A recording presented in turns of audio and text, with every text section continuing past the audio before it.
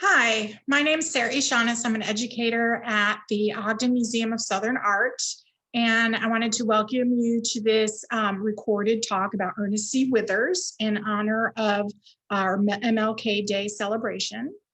Ernest C. Withers, it was an African-American civil rights photographer from Memphis, and we have several of his photographs in our collection at the museum. I wanted to start off showing this image right here.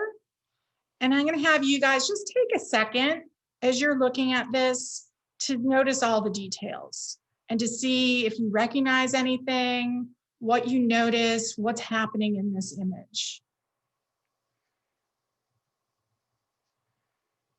And as you're looking around, you may recognize the figure on the left as Martin Luther King Jr. and the figure in the center who's looking right back at us as Ralph Abernathy, who was a close associate of Martin Luther King Jr.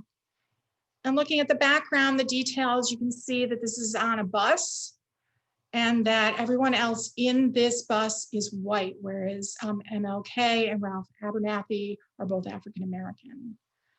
And when you think about civil rights era, you may think about the big movement to the bus boycott in Montgomery, Alabama. And this is a picture stemming from that. It is after the buses were desegregated. So you can see this is the first desegregated bus ride in Montgomery, Alabama in 1956. And Ernest Withers was there to photograph this image. And so it's interesting to see how this plays, sort of a flipping of the script of having them sitting in the front of the bus, being allowed to sit in the front of the bus. And in the back, you may notice this standing figure. All the lines in the image point back to him, his arms, the floor of the aisle, and also the lines of the windows. And he was an FBI agent who was there following MLK.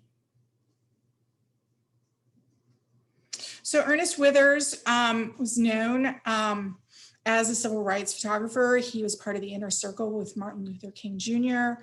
and would travel around the South going to different events, different protests. And so he was there. He has a lot of well-known images. He photographed at the funeral of Emmett Till. He was at the desegregation of the Little Rock High School. And he also, he was there at the hotel before Martin Luther King was assassinated.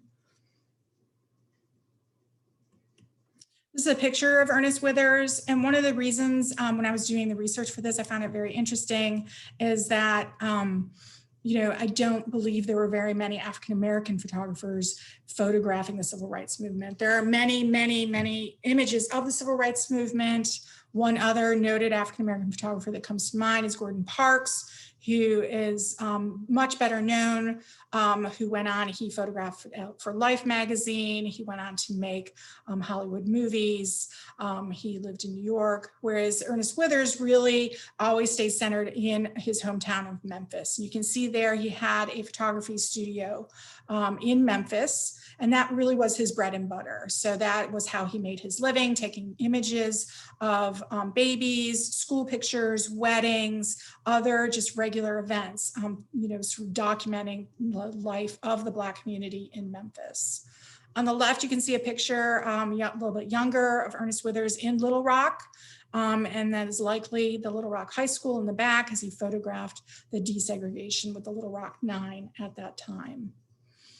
You can also notice that he was using the different kinds of cameras he was using, a 4x5 camera that he's holding in the picture on the right, giving a different, that's a speed graphic, and then also a smaller 2 1/4 that he's holding and also around his neck. He would travel with and photograph with several cameras. He was known for doing that so that he could get a number of shots. One person interpreted this as one of the cameras was taking images for the white press, one was taking images for the Black press, and one was taking images for himself to keep.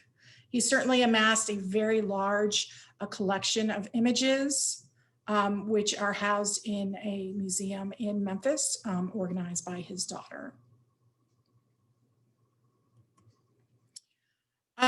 So Ernest Withers was photographing the civil rights movement, photographing life in Memphis. He also had an interest in music, which I believe stemmed from living in Memphis and being close to Beale Street with the music scene there. And so sometimes those interests would overlap. And you can see in this image, this is a picture of L.C. Bates, who owned a newspaper in Little Rock, Arkansas, and was very active in the movement to desegregate the schools in Little Rock. In the center is Aretha Franklin, and on the right is Sam Cooke. And you can see, they were also active in the civil rights movement, but you can see the interest in photographing musicians. Another musician that he photographed right at the beginning of his career was Elvis Presley, who was actually going down to Beale Street to listen to music, breaking segregated laws in terms of being in institutions that were for African Americans, and him going in just because he was wanting to listen to the music. And sort of listening to that music and instilling it into his music, as we know, is becoming the birth of rock and roll. So we have a young Elvis Presley here down on Beale Street. Again, here's another image that Ernest Withers took of his studio. You can see a little bit more. I love that picture in the back that says it's the kindergarten class from a school with all the individual images. You can see graduations and a variety of other portrait studio photography. His card and his window, his business had the theme of pictures tell the story. So he really believed by taking pictures, he was telling the story. And, when we look at it now, all of these images, he really was telling the story of Memphis and how that was an intersection of civil rights and music at the time. This is an image from Memphis at the Overtown Park Zoo in Memphis from 1959. So as we know, Jim Crow laws were still in effect at that point. And public places were not allowing whites and blacks to intermingle. So it's interesting to me, the signage here of no white people allowed in the zoo today sort of turns that idea on the head, although it is equally representative of the segregated South. It does, I think, give a little extra tension to it when you're viewing it today to say that it's no white people. Most civil rights images of the Jim Crow laws that I've seen generally have the images, saying the whites only, or no blacks allowed, or so the way it's labeled, I think, is a little bit different here. And I'm sure that's one of the reasons he took this picture like this. I'm going to end the talk with this image right here, which is not in the Ogden collection. All of the previous images were in our collection. Some of them are on view right now in the Revelations photography exhibit at the museum.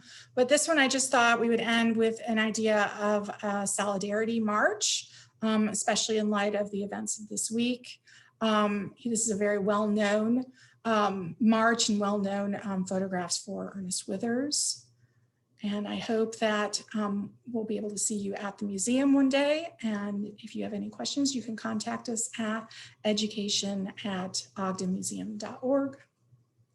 Thanks so much for joining me. We have lots of virtual events on our website, ogdenmuseum.org, if you are interested. Have a great day.